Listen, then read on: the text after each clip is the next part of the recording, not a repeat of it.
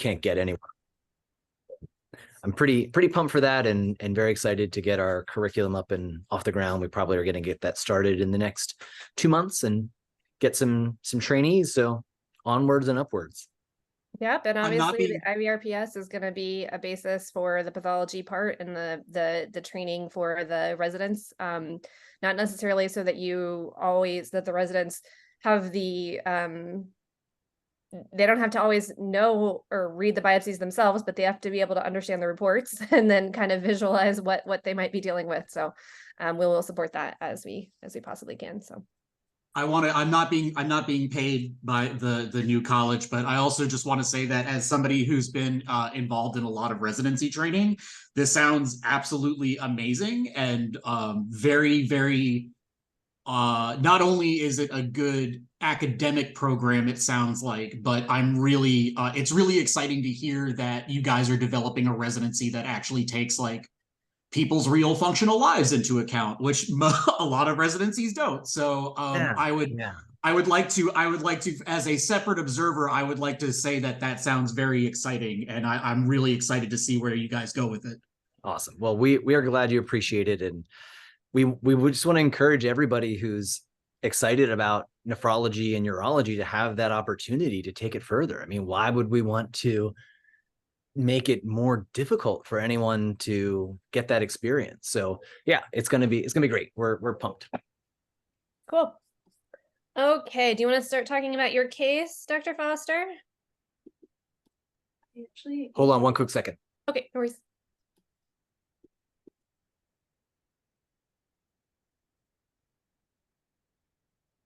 He's probably giving life-saving medical advice at this point.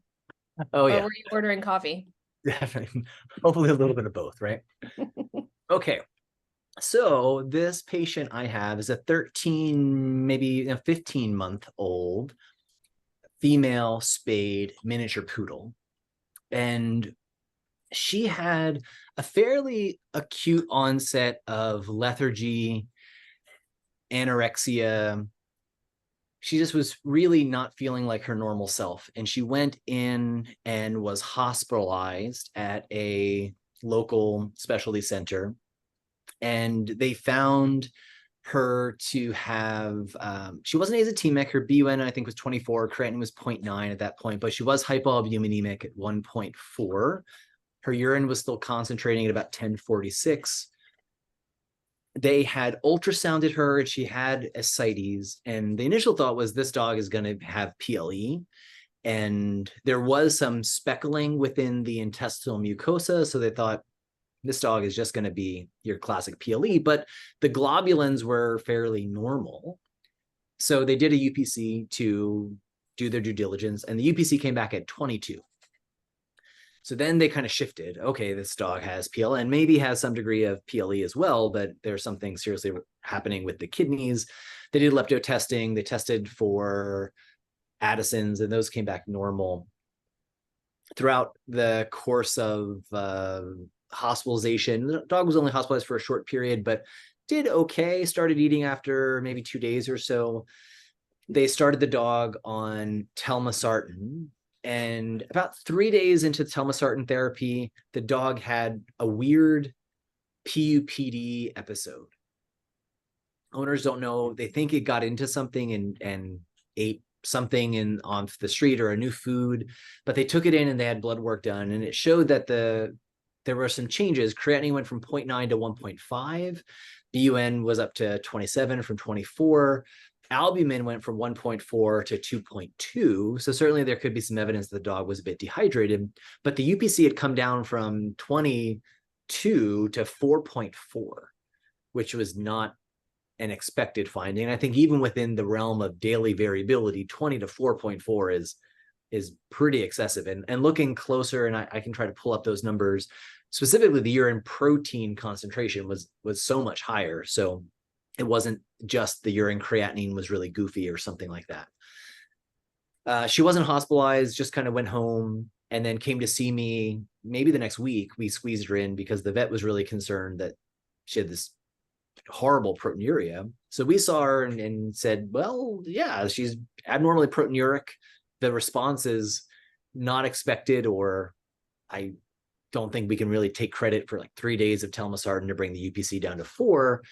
But if you really want to know what's happening, she's a young dog. We should think about maybe biopsying. The owner is a medical individual themselves in the human field. They were on board. So we actually got GI biopsies and obtained a kidney biopsy at the same time. Did you do the GI biopsies endoscopically and then you? Yeah. Okay. We did her kidney biopsy first because that was what my main clinical intuition was, and then she'd done great, no bleeding, everything was fine. Then we did endoscopic, just an upper endoscopy on her. Okay. And I know that those had been kind of submitted. Jessica, did they ever get by you guys or no? Or did they get canceled? Or do you know, JD, either JD or Jessica? I think we had I think we had not the GI lab, but the regular Texas A&M. The regular. Okay. Pathology folks read that for us. Yes. Okay. Yes. Her GI tract looked totally fine on endoscopy. There was no lymphangiotasia. It looked like guts for sure. Okay, cool. And Jessica, if there is a report associated with that, we can just add it to the medical records too. Yes. Sorry, we've got like multiple screens. No, it takes a minute to find the mouse to be like, oh my God, unmute. It went to TVMDL.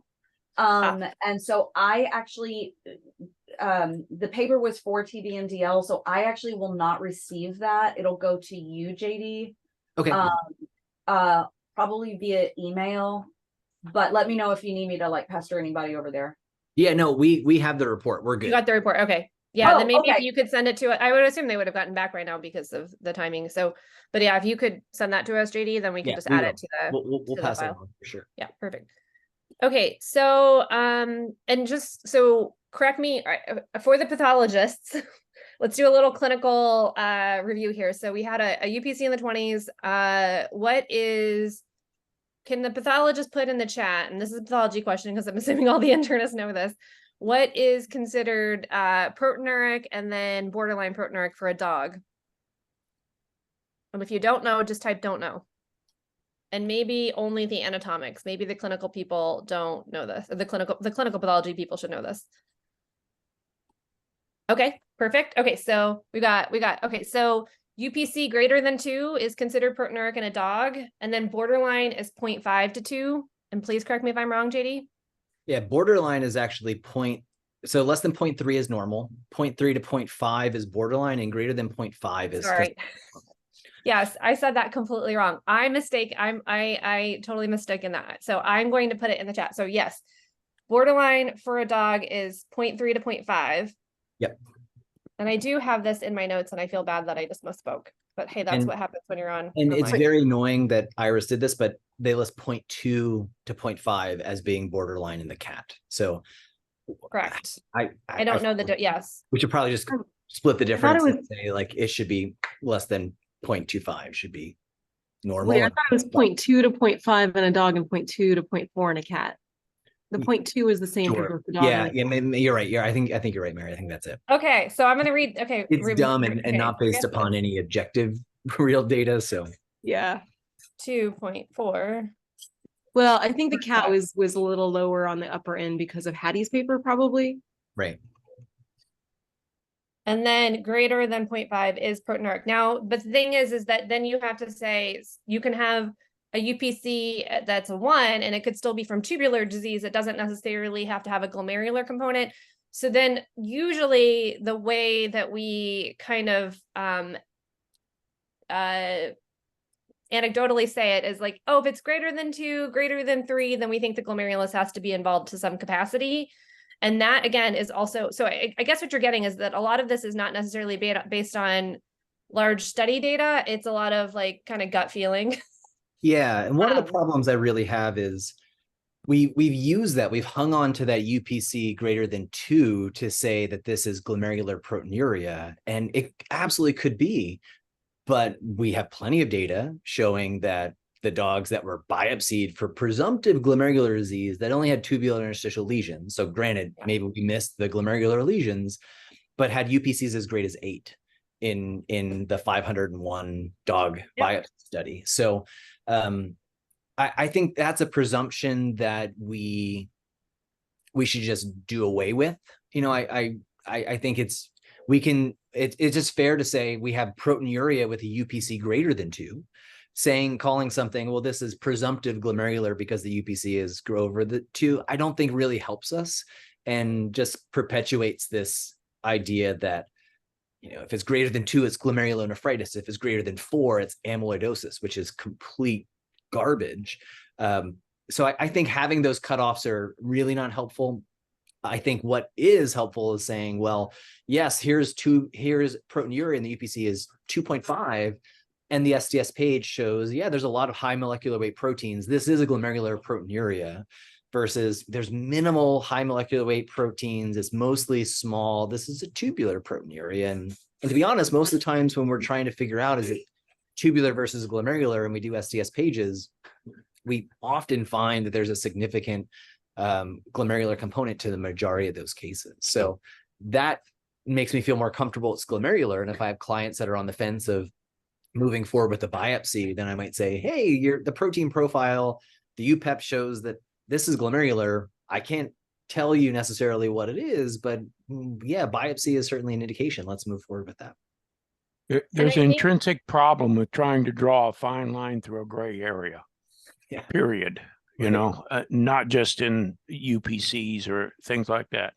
It is generally true that the higher the UPC, the more likely it is to be glomerular. But trying to apply 2.5 or 3.5. So you just have to exercise judgment in the absence of certainty, like a trained doctor should do, and consider all the possibilities. Yeah, and think about how much it's from a pathology standpoint quickly is that there are times where I'll have consultations from other pathologists, and they'll say, oh, they'll be so wrapped up with what the creatinine is that if I then also know the animal is severely proteinuric, I say, well, we still need to figure out what's going on with glomeruli, because it would be incredibly unusual for you to have a UPC of 20, even if you are azotemic, and that to not have a glomerular component. Now, it doesn't mean it has to be glomerular dominant, but there means the glomeruli have some kind of process going on. So I do think from an anatomic pathology standpoint, knowing the UPC, if it has been measured, or knowing the dipstick and knowing it's 4+ protein, can at least tell you need to make sure you've evaluated the glomeruli as well on histology. Yeah. Okay. And so on the day of the biopsy, we repeated her lab work and showed that because we weren't sure if that bump in her creatinine and her albumin was because of dehydration, because of that PUPD episode she had. And we found that her her kidney values went back to baseline, creatinine 0.7, BUN 20. Albumin, though, stayed at 2.2. And I forget what our UPC was that we obtained that day. Give me 1 second. 3.8. So again, 22, 4.4, a couple days into telmisartan therapy. We're now seeing her about a week later, and it's 3.8 at that point. And then also for the pathologist, what do you what is the clinical parameter that can increase? This is a pop quiz for you, JD, because I know it's not like a pop quiz because you know the answer, but I had to learn as a pathologist, when you put an animal on telmisartan, what can you expect sometimes? What will happen secondarily to like starting telmisartan therapy? Just the fact that they can have an azotemic episode, right? Yeah.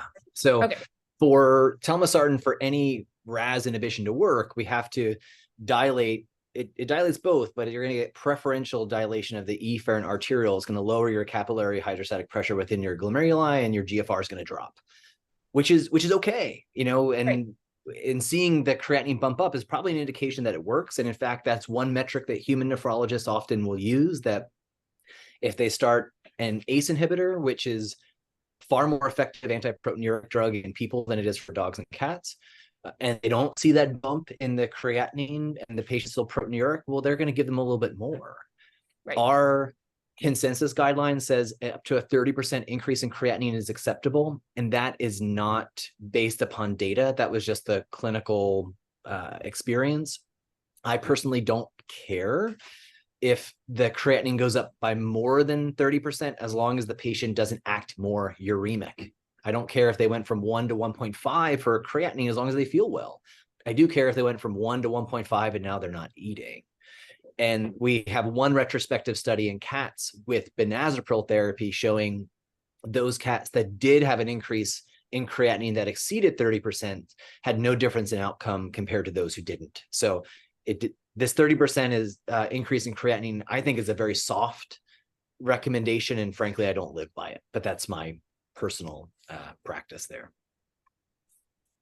Okay. And then lastly, as I'm just kind of showing you guys, hopefully you guys can see glomeruli as I'm going through. Please tell me if I'm missing or if you're not seeing the slide. But lastly, one component or one other thing that pathologists, anatomic pathologists will need to remember is that even if your creatinine is staying within reference range, so let's say that dog's creatinine only went to 1.3 or something like that, but we knew a week and a half ago it was at 0.8, 0.9. That is a bump that we take seriously. And obviously we can attribute some of it to dehydration, but I think that anatomic pathologists need to remember that a doubling of creatinine, and I understand that's not a doubling, but if you double your creatinine, even if you're still in reference range and it happens over a course of 48, 72 hours, that's an AKI event that needs to be explained. Hopefully you'll be able to explain it with the pathology. So I get frustrated when pathologists will say, oh, but the creatinine was normal, because my next question was, what was baseline? So if even if it's at the top of 1.3, if baseline was 0.6 and we knew that was a couple months ago, I'm going to say that creatinine increased unexpectedly and I need to find a reason for it. I might not be able to find it, but I'm going to look for a reason, even though it's within reference range. So I think clinical pathologists get all this, and this is part of their training. And I think that anatomics sometimes miss this because they just see it's still within those boxes and there's no arrow up. And I also think practitioners miss it too, especially, sorry, there was a hair. I wasn't just grabbing an air. There was a tuft of hair. But I think some practitioners, especially general practitioners, might not remember that from their training, or maybe it was not a scenario where they were taught that or emphasized that as such as I think that they're emphasized now, is that it's the trending that it's very important and not necessarily are you within those boxes. Yeah. So I've shown you, this is the H&E stain. This is a great portion of cortex. I think we had like 20 glomeruli or 16 glomeruli. You have ones that are like little tiny edges. We're just getting ready to cut into this glomerulus. We have full cross sections and other glomeruli. And I promise I won't misspeak this one. But I want everybody that can chat to tell me if you think this is a severely damaged glomerulus, a mildly damaged glomerulus, or a normal glomerulus. If you can put it into, we're having interactive rounds. Severely damaged, mildly damaged, or normal. I think you can vote on this, and I probably should set up voting prior to doing rounds. Okay, I've got to vote for normal, mild, normal or mild. Okay. And both of those are pathologists, so I'm glad that they're voting. A normal-ish, I love it. A third pathologist, normal-esque, normal adjacent. I love it. Okay, so if anybody else wants to type in, I like the other stains. Okay, great. Good job, Dr. Conkin. So I think you can see the pathologists have voted because they see a lot of glomeruli, right? So we are looking at a glomerulus, and we got our vascular poll. We got another pathologist wanting extra stains as well. We have our vascular poll down here at like 7 o'clock. We have a good cross section of the tuft. And so I always ask, my first question is, how many cells are there? Do I see a lot of nuclei? And if so, where are those nuclei located? And I agree with the two pathologists that said, I want to see the other stains, because they want to say, I think I see a nucleus here. Like, we all see this nucleus, but where is it located? I have a suspicion it might be in Bowman's space, but it would be nice to be able to clearly see where that nucleus is located with respect to the capillary wall. And I think that the stain that I like best for that, and I think I can tab through to get to it, as long as it's not going to Okay, this is the PAS stain. The PAS, in my opinion, highlights better, and I'm at super high mag now. I'm at 60x or something.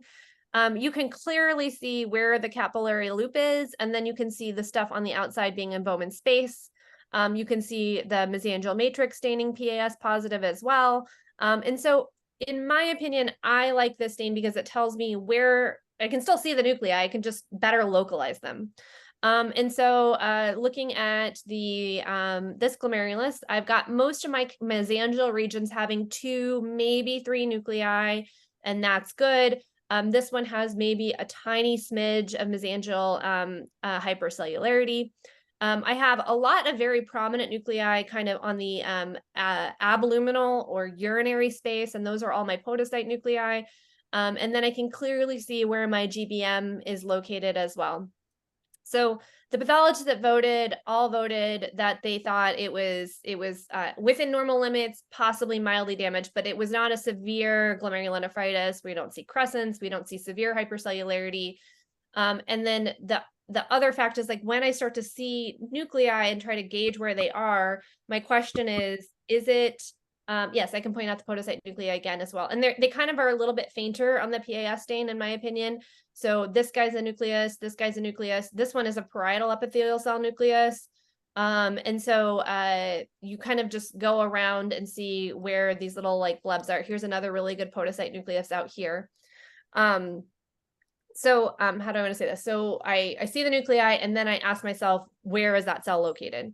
And so it can be urinary space, so it's podocyte. It can be in the mesangium, and that would be in the core surrounded by PAS positive material, or it can be endothelial, endocapillary is what I meant to say, where it's within the capillary lumen.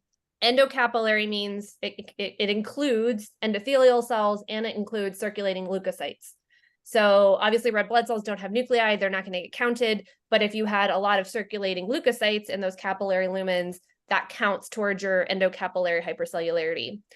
One last thing is that sometimes when you have really chronic disease, the mesangial cells, as they start to proliferate, they will start to migrate and they'll follow that track along the capillary wall. And so mesangial cells can sometimes also grow out, like they basically crawl out into the wall. And so then you could actually see a mesangial cell nucleus hanging out here within the capillary wall. Now that's going to be very chronic disease.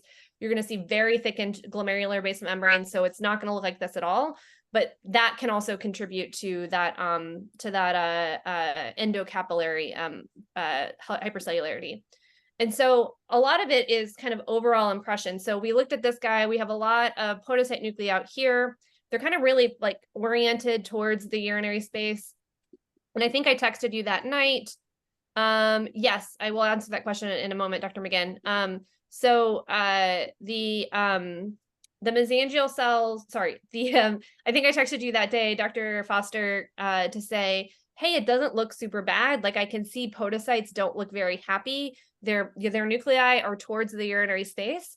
I don't know if it's a very early membranous, because early immune complex deposition could anger podocytes, or if this is podocyte injury. Did we directly hit the podocytes with whatever problem?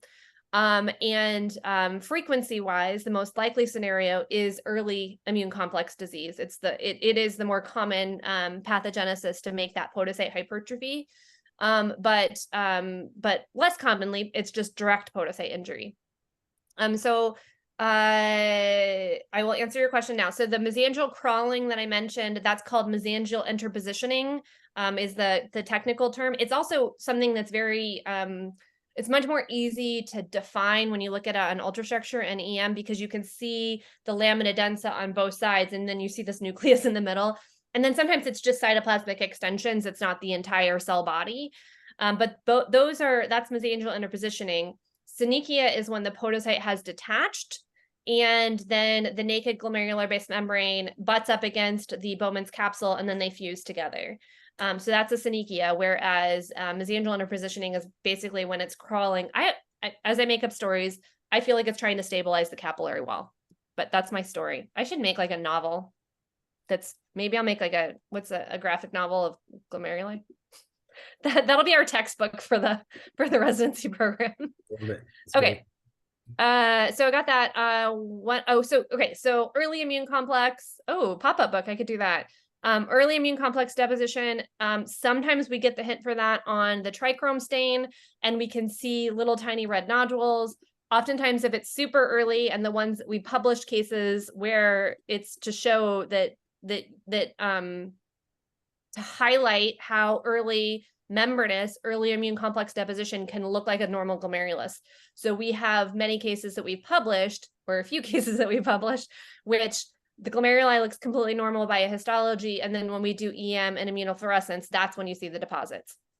So if we were lucky and this were an immune complex deposition, we would see tiny little red nodules all along the capillary wall. We've shown some previous cases that have been able to be examples of that in previous sets of rounds. Okay, so yes, I don't see them. They're not jumping out at me. My last hint of a stain, oops, did not mean to do that. Go back. My last, let's see, how do I just go? Yeah, nope, command, nope, shift tab, there you go. Is the silver stain, which we haven't looked at yet. And it didn't stain very well. It wasn't a great day in the lab. So, but also I wasn't really expecting to see much because I didn't see anything with the trichrome. So the silver stain is not really helpful. There was one focus of inflammation and fibrosis, or maybe just inflammation and tubular injury, which I don't know where this came from. So maybe this is part of the ATN process or the acute tubular necrosis process. Maybe there truly was an inflammatory thing that went through and kind of fed through the kidney, but it is definitely subcapsular. So here we have renal capsule out on the left side. And then you have these inflammatory cells in the interstitium. We've got these little tiny upset tubules. They've lost their brush border, so they're simplified. They've got some degree of nuclear pycnosis, depending on which tubule we're looking at. And they've got a tiny bit of early tubular base membrane thickening. So there's something going on with that subcapsular area. You can get a lot of tiny little foci there that are inflammation, fibrosis, tubular atrophy. And oftentimes when I'm looking at them in human biopsies, we just ignore them because they're subcapsular. So something hit right there, it lodged there. It's probably just going to scar down. From the pathology standpoint, think about it about post-necrotic scars in the liver, where you just have that little capsular divot. We see those as post-caps or subcapsular scars in the kidney. And so this might be a pre-subcapsular scar. Again, I don't know what would have caused this. It is a young dog, so I don't know what it got into. I'm not sure what would have happened if it did have a little bout of an inflammatory process in there. Okay. So any questions about the histology before I move on to the EM and immunofluorescence? Any questions? Any questions? I don't see anything on the chat. Let's share. Okay. Oh, did I get the JMS repeated? Maybe it did. I don't know if it got scanned though, Dr. Hogan. It might not be scanned yet. Okay. So I do see a lot more people have joined since I was paying attention last. So if you need any quick review, the dog had a UPC at 20, then it came down to 4. At the same time, the creatinine had kind of creeped up, and it had been hypoammonemic. Now it was kind of in the normal range. And then they did the biopsy. This was over a course of maybe a month, correct, Dr. Foster? Between probably even shorter. I think we might have been maybe 2 weeks or so, 2 to 3 weeks after the initial hospitalization. Got it. Okay, perfect. Let me pull up the. Oh, that's going to be a user. Oh no, that's not what I said. Okay. And Dr. Hokamp, do you have the SDS report for this yet?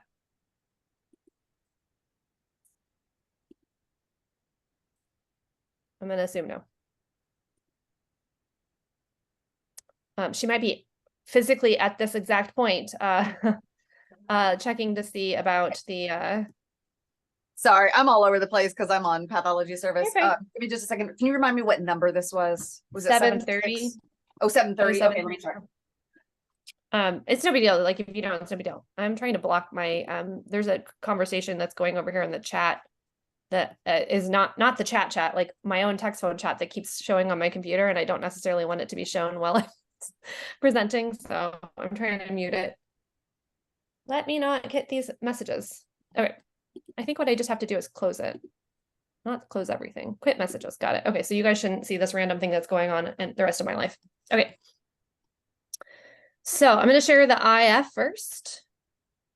So I was thinking, based on frequency, that the most likely thing is it was going to be early membranous. We see a lot, I mean, not a lot, but there are dogs that have an early membranous phenotype, and they're in like the 1 or 2 years age, and it's usually like, you know, proteinuria, not azotemic, and then you know, put them on immunosuppression. Sometimes they do pretty well. So, and I think Dr. Lees has found like a lot of them end up being dachshunds. We don't know why. And they're using a lot of male dachshunds have this like proteinuric episode. And also my question is maybe a lot of dogs have it and maybe we miss it because people aren't really looking for proteinuria. And then it recurs later in life. And then we get the part where I'm seeing all the scar, or maybe, you know, even more membranous, more immune complex deposition, just because it's a later stage of the disease when the biopsy actually happened. Okay, so this is the C3. Here's a glomerulus. Here's a glomerulus. C3 as a background always stains tubular basement membranes. We've never figured out why, but that's always a good positive control to tell you that the stain worked.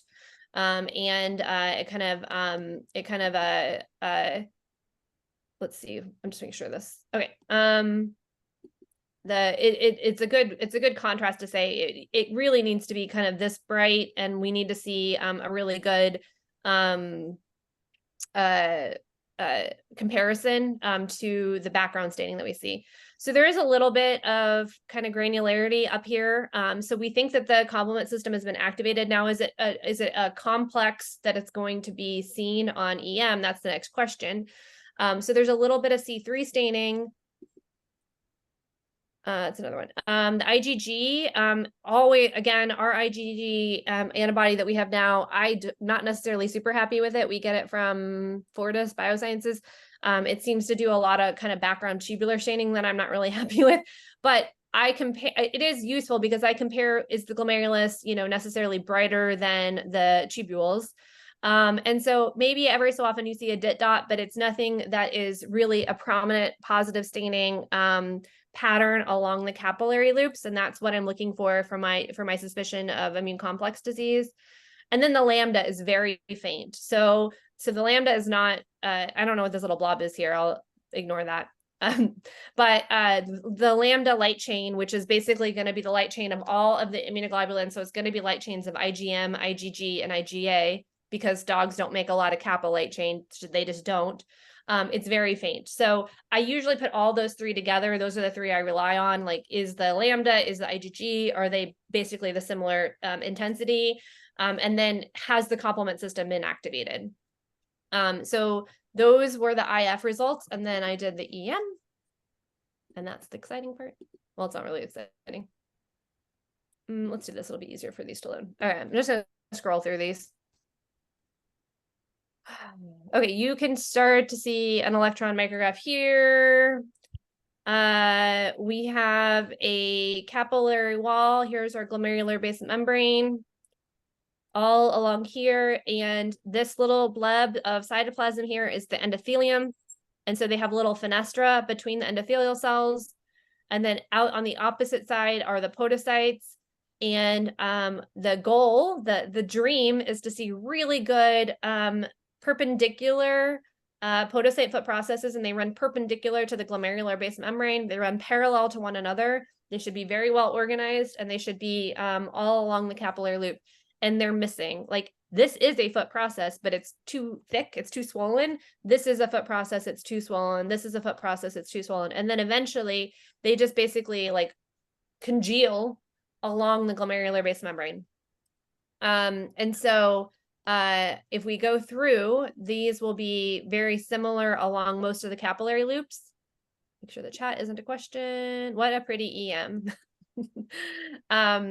So we'll be able to see this along a lot of the capillary loops. Now, you just making sure that we know our endothelium looks pretty good, but our podocyte foot processes are all misshapen and misformed, and they're not going to have really good slit diaphragms between them. They're not going to have that little filtration slit that is going to be efficient at it letting through certain low molecular weight proteins, but keeping in the high molecular weight proteins. So just go through all of this one. Also has the other feature of podocyte injury, which we often see, where the podocyte, I make up stories, the podocyte makes these little cytoplasmic projections. We always joke that it looks like it was trying to make foot processes, and because the foot processes weren't working along the GVM, they made little tiny foot processes elsewhere. It's not the story, don't remember that, but it does look like there's little tendrils that would be foot processes. They're just totally going to the wrong area. And so I was able to tell JD pretty fast that like the podocytes are unhappy. And we have a podocyte injury pathology. But if you look at the other components of the glomerular filtration barrier, which are the endothelial cells and the GBM, it looks pretty good. I think there was one more where we had like a binucleate. Oh yeah, this one, I was wondering if this was a binucleate podocyte, JD, but I did go to higher mag and I was able to see that there was membrane between these two nuclei here. Sometimes podocytes can be binucleate. Podocytes cannot really are not good at undergoing cell division. That's why when you lose one, it's usually gone for the rest of your life. However, podocytes can undergo nuclear division. They're just really bad at cellular division. So they can undergo karyokinesis. If you want a new word for your vocabulary, they're just really bad at karyokinesis. Is that what I wanted to say? But they're really bad at cytokinesis. Yeah, that's the right word. Can we see the mesangial matrix on EM? Just trying to orient myself. Okay, so yes, good question. Let's see. Here's mesangium here.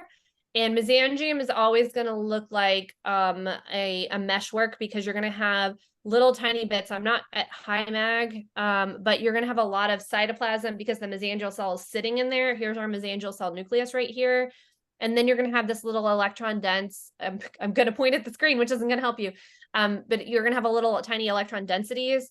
That's the matrix itself. If you have a lot of it, then it's very prominent. This one really didn't have an overwhelming amount of mesangial matrix, but you start to see these little blebs, which are little fragments of the mesangial cell nucleus, and then parts of their cytoplasm. Okay, so podocytopathy. So that's the diagnosis I gave you. And do you want to talk about how you treated her?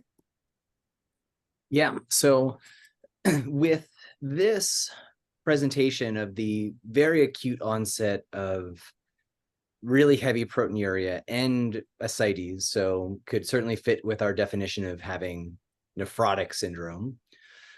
We go back and we start thinking, okay, well, what could have injured the podocytes? You know, if we're thinking about this similar to a minimal change disease in people, which is a podocytopathy, that can happen due to nearly everything in the world. I mean, you look at the list of things: food allergies, infections, you can't get your hair to sit straight. It will cause minimal change disease. Everything has been associated with it. And so going back in this dog's history, really wasn't anything that was of note. There was a fairly recent, 2 months or so before, there was an episode of Giardia that the dog had. How many dogs 1 year of age or younger do we see have Giardia? A bazillion. How many of them come in with ascites afterwards? None, right? So it's really hard to say whether this is in fact triggered by anything, and I can't identify that. But based upon the presumption that she is a young dog with otherwise fairly healthy kidneys, and we just need to try to minimize any damage that's going to be caused by her proteinuria, I really approach it like a minimal change disease. And based upon her magnitude of proteinuria and where she was, what they would do in people is a little bit different depending if you're an adult or a child. But steroids are the therapy that's used most commonly. And in fact, steroids are very efficacious in the management of minimal change disease. And most people, both adults and children, will tend to have a favorable response. And so we started her on just under a mg per kg because of her size, dose of prednisone once daily. And our plan is to recheck her values in a month. This is her, I think, her second week of treatment that we have at this point. So we haven't checked anything since we started therapy. Clinically, she's doing great. She's active. She's back to her normal self. We still have her on the telmisartan and we'll continue that, but we're going to see what effect we get with the steroids and hope that we see that, like a couple reports we have, case reports of minimal change disease in animals have also shown positive response to steroids. We're hoping that that's going to be sufficient to try to get her disease under better control, and then we'll just do a slow taper and keep monitoring her. So that is where we are at this point for her management. And we do know steroids will increase the UPC of a dog, which is not something we usually see in humans. It's not like steroids just themselves will cause humans to be proteinuric. So I wouldn't be surprised if this course of steroids does affect the UPC itself. But the concept of and that's a good question. I'll address that in a second, Peter. But the concept of you've got to give time for those podocytes to heal. And granted, I'm looking at a snapshot of podocyte health that was 4 weeks ago. I mean, it was the case came from the end of July. So that's where the podocytes were back then. And how long does it take for a podocyte to reestablish that very complex network of foot processes? So podocytes don't reproduce. They don't, so it's not like an epidermal cell where if you shed a keratinocyte, a new one generates. It is very difficult for podocytes to undergo mitosis. And so oftentimes we talk about the fact that when it's gone, it's gone. I have seen mitotic figures in podocytes, but let me tell you, I've looked at, 3,000 kidney samples at this point, probably more than that. And I know which cases they are because they're so rare to see mitotic figures. Yeah, if we could find a way to regenerate podocytes, that'd be great. But when they're gone, they're gone. If you lose enough in a short time, that's when you go on to progress to focal segmental glomerulosclerosis. So these guys here are just injured. They have podocyte foot process effacement, but they haven't yet. I hadn't seen any in the 2 glomeruli I scoped or in the glomeruli on the histology specimen where they were detached. So I hadn't seen true podocyte detachment. If that were the case and podocytes were missing and a certain amount were missing, then the glomerulus would start to undergo sclerosis, and the sclerosis is irreversible. That podocyte loss is considered to be irreversible. And so, at this point, we've got the podocytes. We just have to rescue them. And the other thing, and this is all folklore. Again, what you're realizing is that we're a lot of this is based on anecdotal evidence. But cyclosporin also seems to be pretty good for podocyte health, according in children. So they used it a lot. I've seen them, the pediatric nephrologists use them a lot, or use it a lot, and they've always said it's just podocyte protective. So that, I don't know if that's another thing. We've never really looked at it because we knew that one study of cyclosporin made dogs a little bit more proteinuric. But it might be interesting to see what drugs can we give, or what a great research project, like what things could we treat if we had podocytes in culture and made the podocytes better? I don't know. That's always a good question.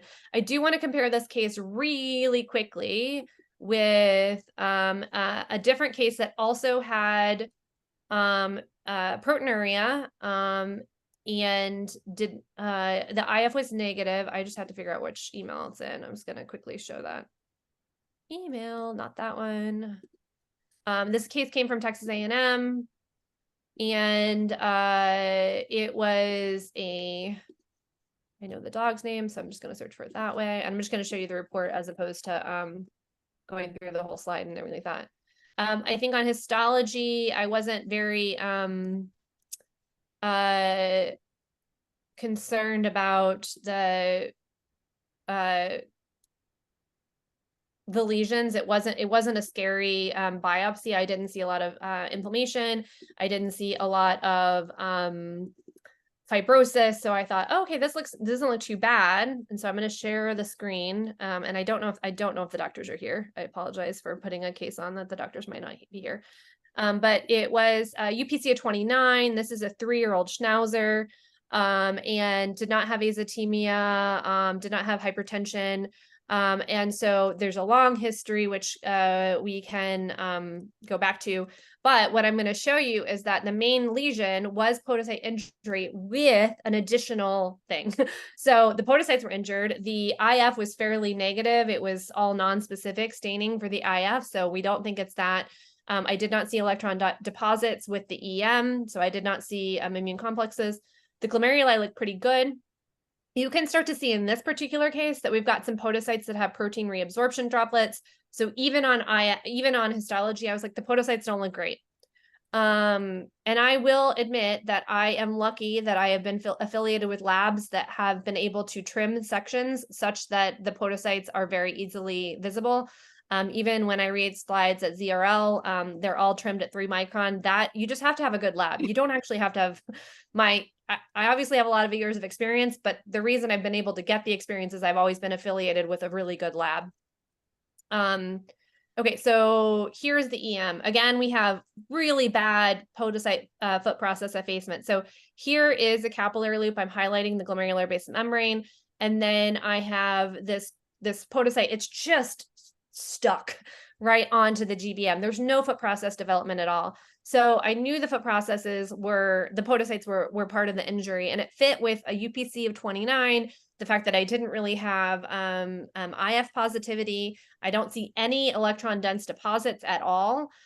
We have those same microvillus cytoplasmic projections I talked about when I said my fake story about podocytes trying to make weird projections elsewhere. That's also there.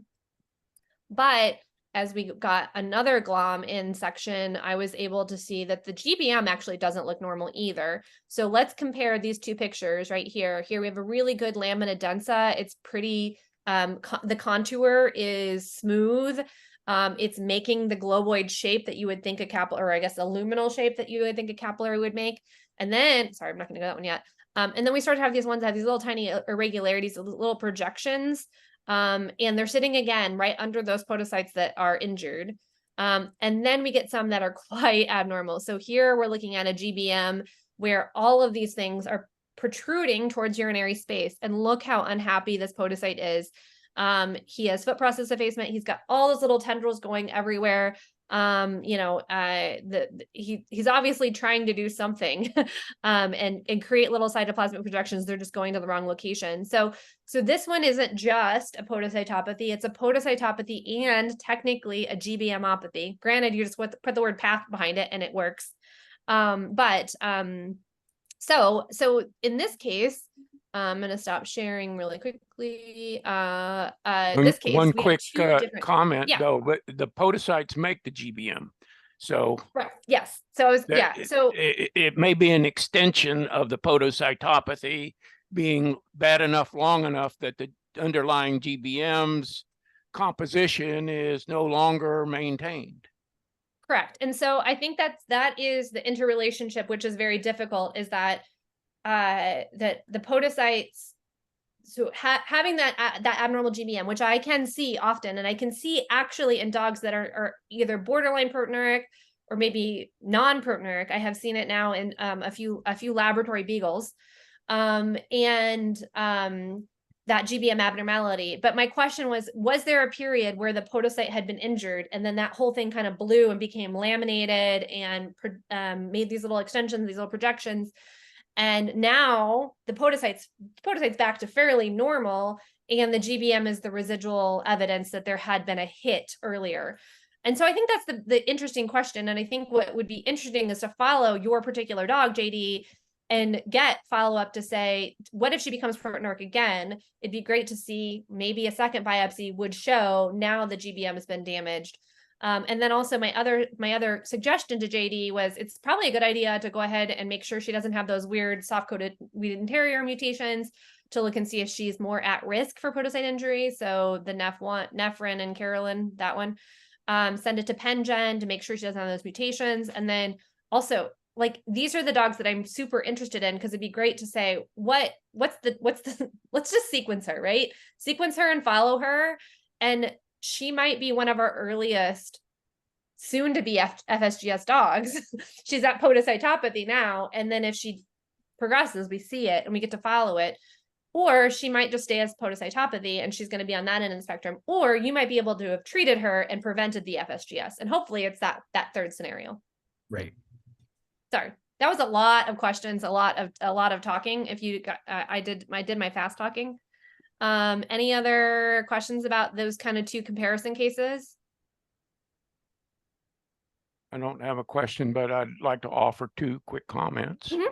First, and JD can correct me if his sense is different than mine, but in human pediatric nephrology, a child presenting with nephrotic syndrome is going to get prednisone and not biopsied unless it doesn't respond, for the most part. This his dog, the first one we talked about, is 14 months old. Yeah, that you're absolutely right, George, that nephrotic syndrome is so common and can be triggered by respiratory infections, all the things that kids get. Sure. That, you know, even those that are really heavy nephrology services are probably jumping for the steroids, and they might have even had a dose or two of steroids before they've biopsied them to make sure that they're not wrong. But absolutely, they're getting steroids ASAP. Yeah, so the issue really is not whether or not dogs get just exactly what people get, or people get just what maybe they get all the same things, but in much different frequencies. Yeah. So, you know, this may be a rare case in a dog of something that is just like, categorically, if you will, very much like, maybe is a better word, childhood nephrotic syndrome in people that rarely gets biopsied and seen in an unadulterated state, but would respond to steroids. And but it's really the fact that such a case ever occurs is not a good, how should I say, justification or rationale for throwing steroids at everything.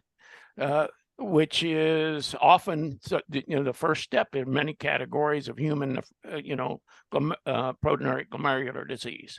So, you know, there's a whole sort of level of presentations in which nephrologists, both pediatric and adult, are going to treat with steroids first, expecting a response, and go on from there if they don't get it. Okay, that is largely untrue in dogs, because the things that respond to steroids are relatively infrequent, okay, to rare.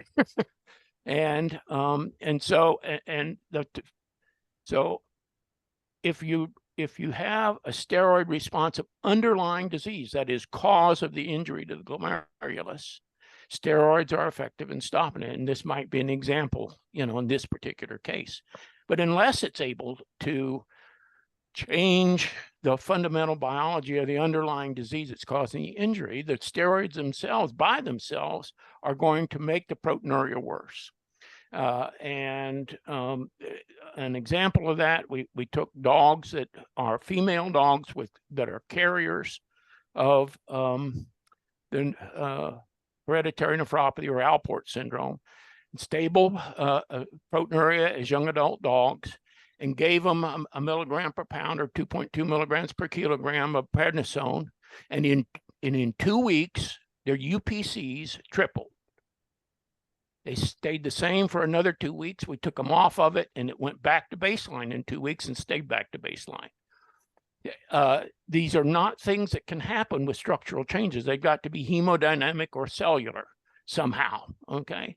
But, and I've had experiences with dogs that had Cushing's disease, had huge UPCs, treat the Cushing's disease. It doesn't make them normal again, but it drops them back to something more reasonable. So what happens with steroid administration to proteinuric dogs, where the steroid doesn't treat the fundamental disease, and another example might be true lupus nephropathy, which again, I think is a pretty uncommonly diagnosed renal disease in dogs. It's a big deal in people, okay? So the prednisone or steroid alone responsive category of glomerular disease in dogs is small in numbers. And if you give steroids to dogs that aren't in that small category, you can expect that treatment alone to make the magnitude of the proteinuria worse. I'm off my soapbox.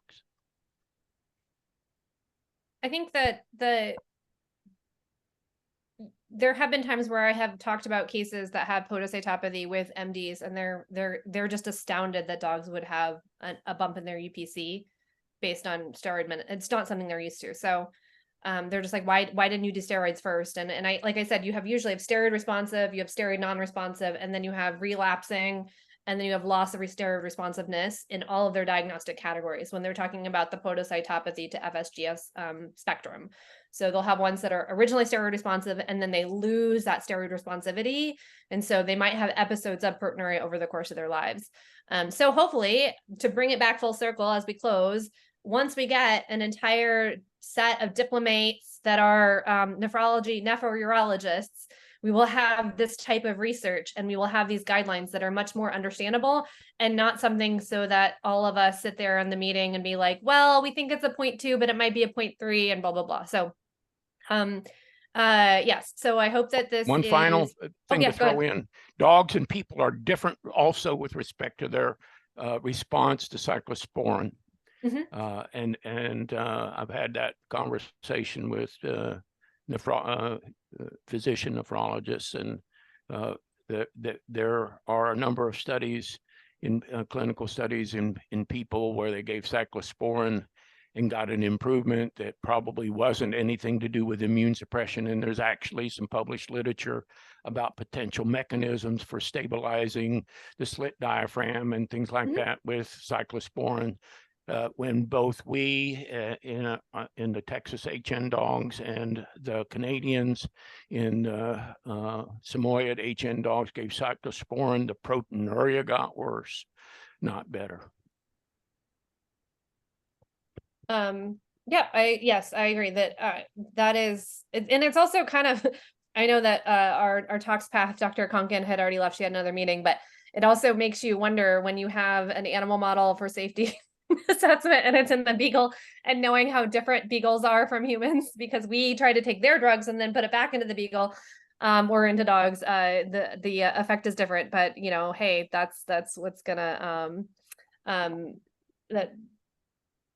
that's what happens. So okay, I know we're 5 minutes over. I think next meeting will be in September, and I will send out, that might be a conflict. I might have to cancel, or I'll look and see if I have to cancel. I'll go ahead and send a cancellation now, but I think I'm traveling. But if not, then it will be in October. Okay. Great. Sounds good. I hope everybody has a good month. Thanks. Thanks, everybody. See you later.